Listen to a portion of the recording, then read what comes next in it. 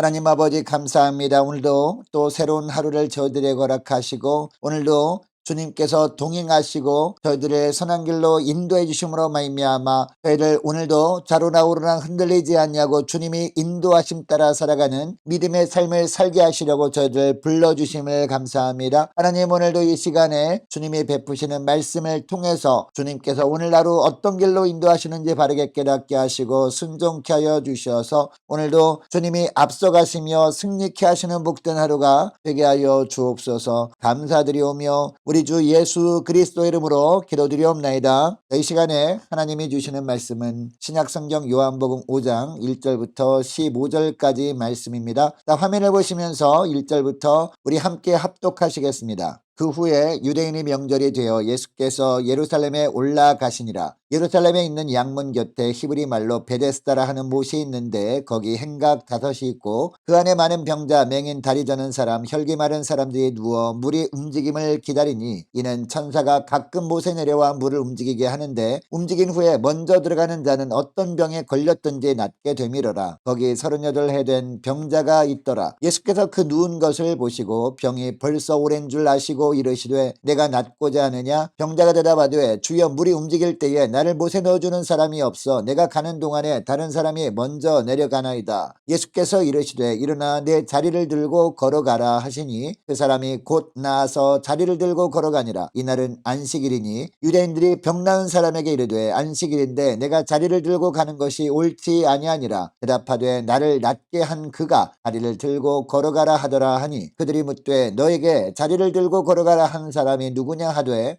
고침을 받은 사람은 그가 누구인지 알지 못하니 이는 거기 사람이 많음으로 예수께서 이미 피하셨음이라. 그 후에 예수께서 성전에서 그 사람을 만나 이르시되 보라 내가 나았으니 더 심한 것이 생기지 않게 다시는 죄를 범하지 말라 하시니 그 사람이 유대인들에게 가서 자기를 고친 이는 예수라 하니라. 아멘. 여러분 신약성경 베드로전서 2장 9절 말씀에 보면 하나님은 예수 믿는 사람들을 택하신 족속이다 라고 하십니다. 그리고 왕같은 제사장이라고 하고 거룩한 나라라고 말씀하시고 또 그의 소유가 된 백성이다 라고 말씀하십니다. 여러분 하나님께서 그리스도인들을 이처럼 특별한 존재로 부르시는 이유가 무엇일까요? 베드로전서 2장 9절 하반절에 보니까 이는 너희를 어두운 데서 불러내어 그의 기이한 빛에 들어가게 하신 이에 아름다운 덕을 선포하게 하려 하심이라 라고 합니다. 예수님의 아름다운 덕을 세상에 선포하게 하려고 특별히 우리를 세상에서 부르셨다는 겁니다. 여러분 하나님께도 오늘도 새날을 저와 여러분에게 허락하신 이유가 무엇임을 알 수 있습니까? 우리에게 베푸신 예수님이 아름다운 덕을 선포하며 살게 하시려고 새날을 허락하셨다는 겁니다. 여러분 이것을 기억하시고 오늘도 모든 상황 속에서 오직 예수님만을 증거하며 사는 복된 하루가 되시기를 주의 이름으로 축복합니다. 여러분 그러면 우리가 날마다 예수님을 전하는 것은요 무엇을 전하는 것을 의미할까요? 첫째로 헛된 것을 추구하는 사람들에게 참 믿음을 선포하는 겁니다. 1절부터 보니까 예수님께서 갈릴리 가나에서 두 번째 기적을 베푸신 후에 유대인의 명절을 지키기 위해서 예루살렘으로 올라가시는 길에 예루살렘 양문 곁에 있는 베데스다 연못으로 가십니다. 그곳에는 5개의 행각이 있었습니다. 그런데 그 행각에는 많은 병자들이 누워서 물의 움직임을 기다리고 있었다라고 하고 있습니다. 여러분 베데스다는 나비의 집이라는 뜻입니다. 그리고 행각은요 벽이 없고 지붕과 기둥만 있는 공간을 가리킵니다. 여러분 이런 행각에 많은 병자들이 모여 있었던 이유가 무엇이었습니까? 4절을 보니까 천사가 가끔 못에 내려와 물을 휘저어 놓는데 물이 움직인 뒤에 맨 먼저 들어가는 사람은 무슨 병에 걸렸든지 나았다라는 소문이 있었기 때문이었다라고 하고 있습니다. 여러분 그러니까 많은 병자들에게는요 그 다비의 연못 베데스다 연못이 마지막 기대와 희망을 걸 수 있는 장소였던 겁니다. 여러분 이 모습은 오늘날 절박한 상황에서 미신을 믿거나 신라 같은 희망이라도 붙잡고자 하는 사람들의 모습을 보여주고 있습니다. 그러나 아무리 간절한 마음을 갖고 있다 해도 헛된 믿음을 가지고 있다면 정작 아무런 결과도 얻지 못합니다. 자 오늘 본문에 나오는 병자들도 보세요. 이들은요 마지막으로 지푸라기라도 잡는 심정으로 베데스다 연못을 찾아온 겁니다. 그러나 미신과 요행에 근거한 잘못된 믿음으로 말미암아 기약 없는 세월만 보내고 있었습니다. 여러분 우리가 읽은 본문에 나오는 베데스다 연못가의 풍경은요 오늘날 우리가 사는 세상의 모습을 상징하는 것입니다. 오늘날 세상에 보면 헛된 미신에 빠져서 인생을 낭비하는 사람들이 너무나 많습니다. 여러분 하나님께서 오늘 하루 우리가 이런 종류의 사람들을 만나게 하신 이유가 뭘까요? 내 자신이 먼저 예수님에 대한 바른 믿음의 삶을 살면서 헛된 것을 의지하며 사는 그들에게 예수 그리스도를 의지하는 것이 참 믿음이라는 것을 전하고 그들을 만나게 하시는 줄 믿습니다. 자 그리고 둘째로 아무 소망이 없이 절박한 상황에 처한 사람들에게 참 소망을 선포하는 겁니다. 다시 본문을 보면요 베데스다 연못가에 있는 행각에 수많은 병자가 있었지만 그 옆에 38년 된 병자 한 사람도 있었다라고 오늘 본문은 이야기합니다. 그 옆에 수많은 병자들이 있긴 했지만 아무도 이 38년 된 병자에게는요 관심을 두지 않습니다. 자기 병 낫는 것이 우선이라고 생각했기 때문일 겁니다. 이런 상황에서 6절을 보니까 예수님께서 친히 그 사람에게 가까이 가십니다. 그리고 그 사람이 오랜 세월 동안 그렇게 누워있는 것을 보시고 뭐라고 하십니까? 내가 낫고자 하느냐라고 말씀을 하십니다. 여러분 예수님께서 38년 된 병자에게 이 말씀을 하신 이유가 무엇일까요? 예수님은 그 병자가 무엇 때문에 그리고 어떤 상황 가운데 누워있는지 또한 지금 누워있는 마음의 상태가 어떠한지를 정확하게 느끼고 이해하고 계셨기 때문에 그런 질문을 한 겁니다. 내가 낫고자 하느냐? 라는 말씀을 하신 겁니다. 7절에 보면 이 병자가 대답을 하죠. 자신도 병이 낫기를 원한다라는 겁니다. 그러나 그동안은 자신을 도와줄 사람이 없어서 물이 움직일 때 다른 사람이 먼저 연못에 들어가 버리는 바람에 낫지 못하고 여기에 이렇게 누워 있습니다